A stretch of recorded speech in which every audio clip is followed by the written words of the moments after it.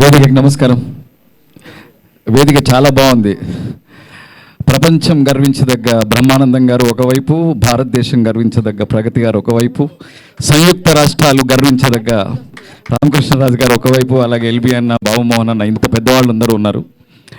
మా అదృష్టం ఏంటంటే రఘుబాబు అన్నయ్య, మా లాంటి వాళ్ళ పృథ్వీ లాంటి వాళ్ళ అదృష్టం ఏంటంటే, మీకు లేని ఒక అదృష్టం ఏంటంటే బ్రహ్మానందం అన్నయ్యతో మేము పర్సనల్గా గడుపుతాం, పర్సనల్గా మాట్లాడతాం, పర్సనల్గా ఉంటాం.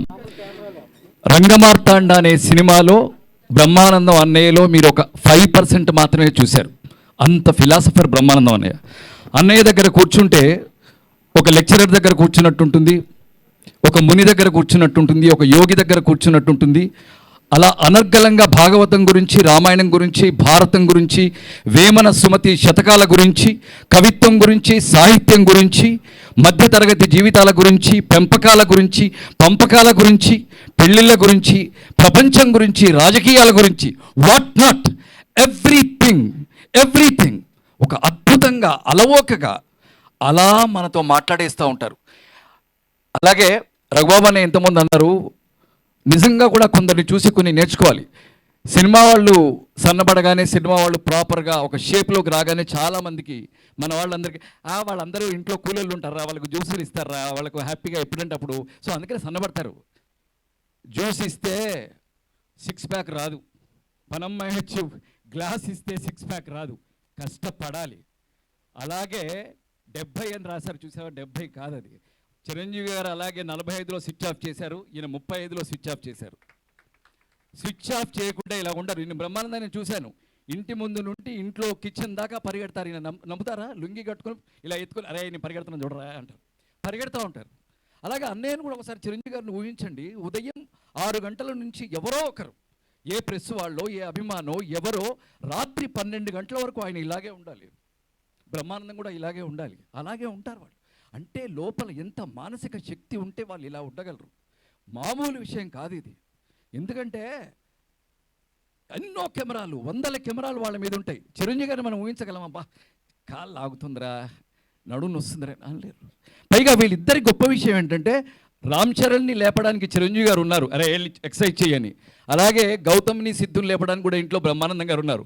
కానీ బ్రహ్మానందం గారికైనా చిరంజీవి గారికైనా వాళ్ళే సైనికులు, వాళ్ళే కమాండర్. బ్రహ్మలే వాకింగ్ చేయి, చిరంజీవిలే వాకింగ్ చేయి, అలా వాళ్ళను సుశిక్షిత సైనికులుగా చేసుకున్నారు. కాబట్టి ఇంత ఆరోగ్యంగా, ఇంత హెల్తీగా మన ముందున్నారు. 70 ఏంటి, ఎన్నో వసంతాలు చూస్తూనే ఉండాలి.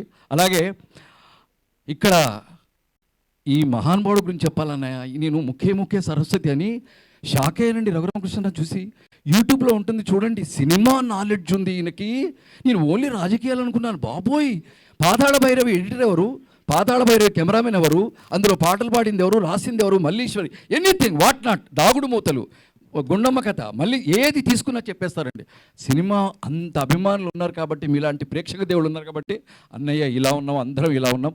అన్నయ్య గురించి నేను ఎప్పుడు ఏదో ఒకటి పుట్టినరోజుకు రాస్తూ ఉంటాను. ఇది రాసేసి ఆపేస్తాను, చదివేసి. వందే హాస్యప్రియం బ్రహ్మానందం, వెండితెరల సాక్షిగా గుండెని నవ్విస్తున్నావు, సంతోషాలనిస్తున్నావు, ఉల్లాసాలనిస్తున్నావు, ఊరటనిస్తున్నావు, ఆరోగ్యాలనిస్తున్నావు, ఆనందాలనిస్తున్నావు. ఇన్నిస్తున్నావని మాకు, ఇంతెంత పంచుతున్నావని మాకు.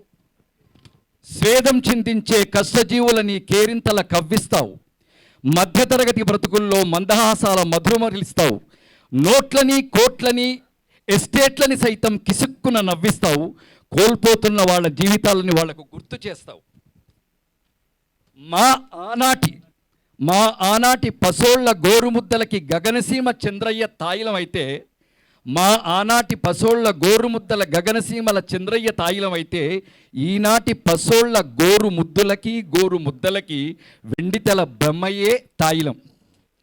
ఈ జన్మకిది తీరని రుణం బ్రహ్మయ్య.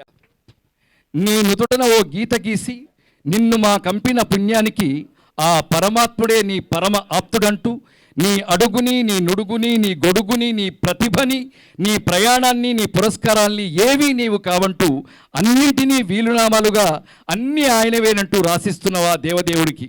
మేమే కాదు, ఆ పరమాత్ముడు రుణపడిపోతున్నాడు నీకు. ఇంకొక పేపర్ ఉందా? లేదుగా? Okay, thank you, love you.